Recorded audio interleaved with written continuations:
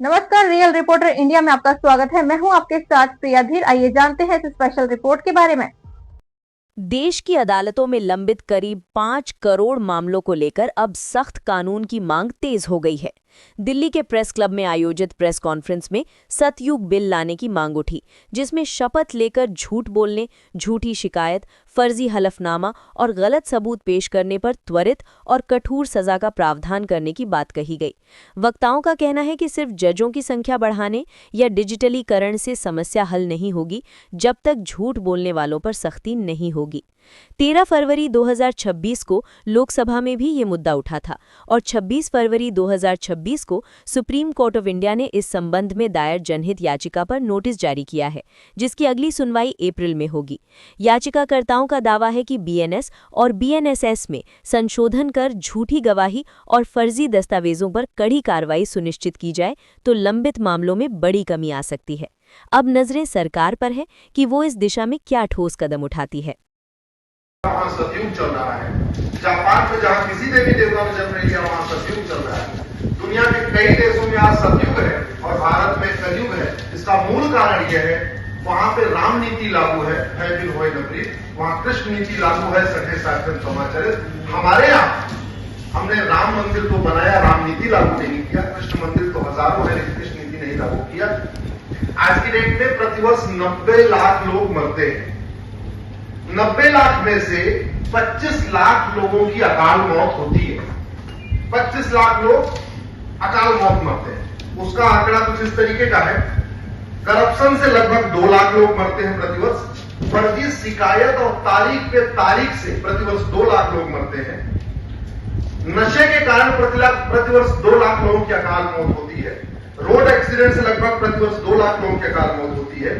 जमीन विवाद में 12 लाख लोगों का हाथ पैर टूटता है, उसमें 2 लाख लोगों की मौत हो जाती है लगभग। मिलावटखोरी के कारण लगभग प्रतिवर्ष 2 लाख लोगों की मौत होती है।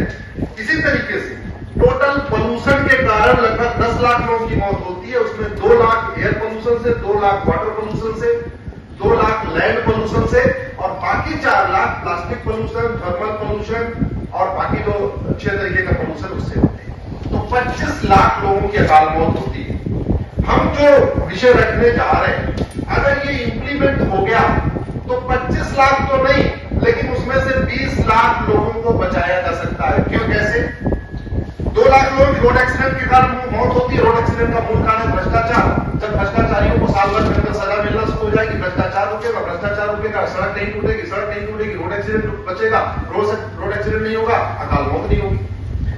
मिलावटखोरों को साल भर के अंदर सजा होनी शुरू हो जाएगी। मिलावटी दूध, फल, सब्जी में से किसी पत्रकार बंधु को ऐसा लगता है कि जितने झूठ बोला जाता है उतनी सजाएं इस देश में हो रही है झूठ बोलने पर। किसी वादी या प्रतिवादी ने झूठ बोला और उसे सजा हुई, आप पत्रकार बंधुओं से कहेंगे कि इस पर रिसर्च करके बताइए ऐसे कितने लोगों को सजा हो रही है।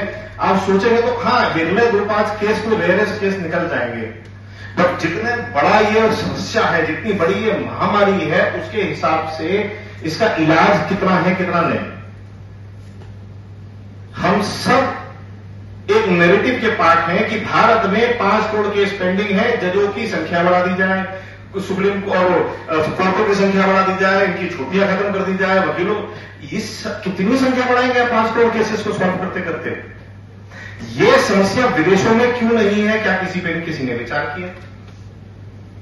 हमारे सिस्टम में एक सिस्टमिक फ्लॉ है, छोटा सा। वो सिस्टमिक फ्लॉ ये है, ये अंग्रेजों के बनाया कानून का जो सिस्टम का पार्ट है, कि झूठ बोलने पर एक प्रोसीजरल डिफॉल्ट, जिसकी बारे में अभी चर्चा करूंगा, प्रोसीजरल डिफॉल्ट के कारण झूठ बोलने वाले पर सजा नहीं हो पाती। इसका परिणाम क्या है? इसका परिणाम 2 है। मैं दोनों पक्ष से बताता हूं। पहला, जो आदमी प्रताड़ित है, जब वो केस करता है तो जो डिफेंड करने वाला है, डिफेंडेंट, वो सब कुछ फॉल्स डिनाइल कर देता है। वो ये कहता है कि भाई साहब ये मैं कोई था ही नहीं, ये कोई एविडेंस ही नहीं है, ये कोई भी सब। राघव गर्ग। राघव सर, जिस तरीके से आज आप लोगों ने प्रेस कॉन्फ्रेंस किया है कोर्ट को लेकर के, कि जिस तरीके से झूठे केसेस पेंडिंग पड़े 5 करोड़, उसको लेकर के क्या कहेंगे, किस तरह के प्रावधान होने चाहिए? हमने 5 प्रावधान अंदर डिस्कस किए। सबसे पहले सेक्शन 215 सेक्शन 379 जो हमारे BNSS के अंदर है, उसके अंदर झूठे केसेस में अगर कोई कंप्लेंट है तो उसमें जज को कंप्लेनेंट बनना पड़ता है। ये प्रावधान बदलना चाहिए। दूसरा, अब इस बात की पुष्टि होनी चाहिए, डेटा रिसर्च होना चाहिए। हिंदुस्तान में 37 ऐसे कानून हैं जो एक तरह से ऑब्स्ट्रक्शन ऑफ जस्टिस के अगेंस्ट है। उन सब कानून का स्विच ऑफ हुआ है इस कानून की वजह से।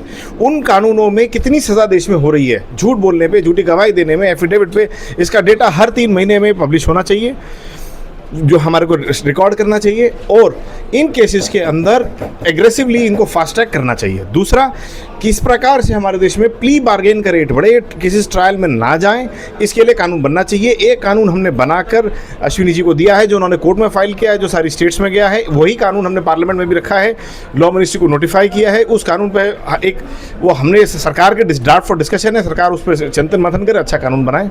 गर्ग साहब, कितने निर्दोष लोग आज जेल में पड़े हैं? क्या आपको लगता है कि प्रशासन जो है वो कहीं ना कहीं हमें लगता है सर सिस्टम का फ्लॉ है। अगर ये कानून बनेगा जो हम कह रहे हैं, सिस्टम ठीक होगा तो जो अंडर ट्रायल्स हैं, जो बेचारे निर्दोष हैं, वो बाहर आएंगे, जो दोषी हैं वो अंदर जाएंगे, सिस्टम अपने आप ठीक होगा। सरकार को तो चाहिए लागू करना कि थाने में भी एक ऐसा एविडेंस लगाएं कि जो भी गवाही अगर देने आता है तो उसको दिखाया जाए भाई अगर आप पहले कानून ठीक करें और फिर वो लगाएं, लोगों को बताएं, पूरे देश में अवेयरनेस फैलाएं कि झूठे कानून का नियम बन चुका है, 10 साल सजा होगी। ये पहले तो कानून बने और फिर उसका प्रचार हो पूरे देश में। आज हम लोगों ने यहाँ प्रेस कॉन्फ्रेंस इस बात पे किया है कि भारत में जो 5 करोड़ केसेस चल रहे हैं वो सारे केस असली नहीं है, उसमें फर्जी केस बहुत है। जो इतने मुकदमे चल रहे हैं उसका एक बड़ा कारण यह है कि जो फर्जी शिकायत करता है उसको सज़ा नहीं हो रही है, जो फर्जी जांच करता है उसको सज़ा नहीं हो रही है, जो फर्जी गवाही देता है उसको सज़ा नहीं हो रही है, जो फर्जी एफिडेविट फाइल करता है उसको सज़ा नहीं हो रही है, जो फर्जी एविडेंस देता है उसको सज़ा नहीं हो रही है। तो कहीं न कहीं मामले में कुछ कमियां हैं? नहीं, इसमें कुल मिला के BNS और BNSS में थोड़ा बदलाव की ज़रूरत है। जब तक कानून में थोड़ा बदलाव नहीं होगा तब तक ये समस्या ठीक नहीं होगी। इसीलिए फर्जी शिकायत के खिलाफ मैंने माननीय सुप्रीम कोर्ट में PIL फाइल किया था। माननीय सुप्रीम कोर्ट ने केंद्र सरकार के अलावा सभी राज्य सरकारों को नोटिस भेजा हुआ है।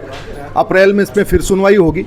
हमारा यही इस पे कहना है कि जो लोग फर्जीवाड़ा कर रहे हैं, चाहे वो फर्जी डॉक्यूमेंट बनवा रहे हैं, फर्जी आधार बनवा रहे हैं, फर्जी राशन कार्ड बनवा रहे हैं, फर्जी बर्थ सर्टिफिकेट बनवा रहे हैं, फर्जी वसीयत बनवा रहे हैं, या फर्जी निवास प्रमाण पत्र बनवा रहे हैं, या फर्जी शिकायत कर रहे हैं, फर्जी जो है गवाही दे रहे हैं, फर्जी एविडेंस दे रहे हैं, उन लोगों के खिलाफ कार्रवाई होनी चाहिए। वर्तमान कानून में, वर्तमान व्यवस्था में उनको दंड देने का प्रावधान नहीं है, उनके खिलाफ FIR का प्रावधान नहीं है, उसी को ठीक करने की जरूरत है। सुनिए जी, एक सवाल और मेरा है। पक्ष और विपक्ष दोनों के वकील होते हैं, ठीक है, आरोपी और गैर आरोपी के दोनों के पक्ष में क्या ऐसा प्रावधान नहीं लाना चाहिए कि जब सही और गलत का वकील भी अगर अपने जो उनके वकील के पास ऐसा कोई मैकेनिज्म नहीं होता कि वो अपने चैम्बर में बैठे बैठे ये जांच सके कि कौन सा पक्ष सही है। इसलिए व्यवस्था ये की गई है कि जो अपनी शिकायत लेके आता है, जो अपनी समस्या लेके आता है, वो हर बात ओथ पे देता है, बाकायदा एफिडेविट पे देता है। इसलिए वकील के पास इतना न समय है, न वो कर सकता है, न उसके पास साधन है कि उसके पास दिल्ली में केस आया है और बंगाल से वो बंगाल में जाके जांच कर पाए। ये फिल्मों में तो हो सकता है, सीरियल में हो सकता है, वास्तविकता में नहीं हो सकता। स्पेशल रिपोर्ट में फिलहाल इतना ही। ऐसी तमाम खबरों के लिए जुड़े रहे रियल रिपोर्टर इंडिया के साथ। नमस्कार।